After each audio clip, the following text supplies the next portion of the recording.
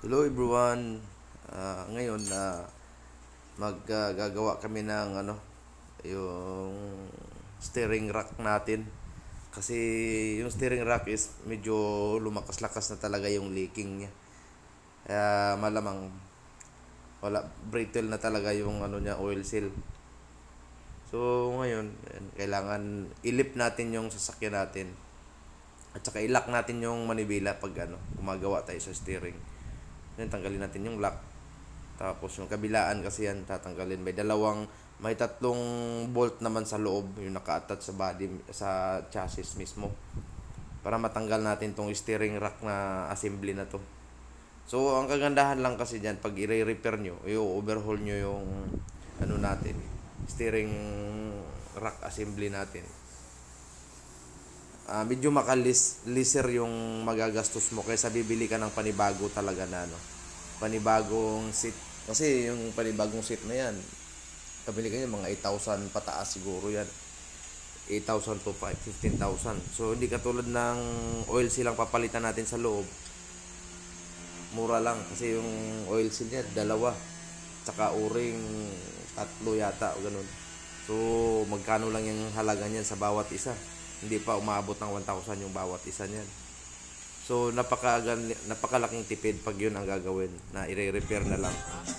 So ayan, maganda dalhin niyo sa mga sa mga service shop, service center, mga ganyan. Na gumagawa sila ng mga under chassis, ganyan. Tsaka mga mechanics yan, magaling yan sila diyan. So yun ang kagandahan pag i-repair niyo lang. Pero kung hindi na talaga kaya ma-repair, malaking assist na yung niya, yung rack niya. Malaking, kumbaga marami ng tama yung niya, piston. So yun, kailangan talaga natin yun papalitan ng bagong assembly. So yan, medyo lang yan. Dukot-dukutin lang yung mga bolt dyan para matanggal yung mismong buong rack na yan. So, pasensya lang. So mabilis lang naman yan siya. Pero kung wala pa ganong idea paano pagtanggal doon sa loob ng oil seal, medyo mahirap talaga.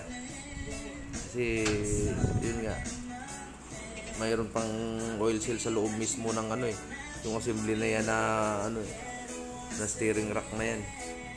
So okay lang yung mga ibang parts na matanggal sa labas lang. Kaya lang nasa loob ng mismong tube kasi may oil seal doon. So kailangan tatanggalin mo rin yun kasi dadalhin mo, ipakita mo kung anong part number nun para mapalitan natin na panibago.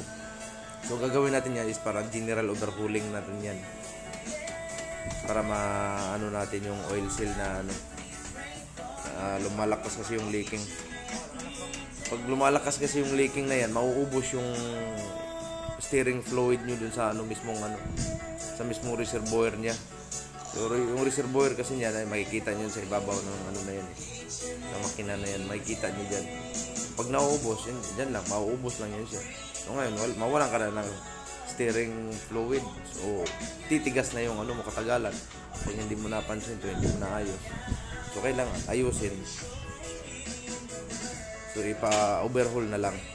Kung wala, so medyo nagtitipid, so ipa-overhaul na lang. Kaysa bibili ka na panibagong seat na yan. So ayan, na-pull out na. So kailangan yan, baklasin natin yan. May leaking na gid gali na da. May oil, wala lang kagwa. Yan, nagtatago yung oil doon. Si leaking dapat wala yan diyan kabilaan, yung parang may rubber boots na yan. Wala dapat yan.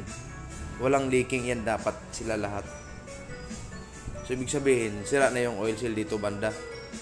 At saka yung oil seal dito banda kasi yan, tingnan mo ang basa. So pagpabayaan niya yan, nag-umpisa nang namamasa-masa na siya hanggang sa lalaki yung problema niya.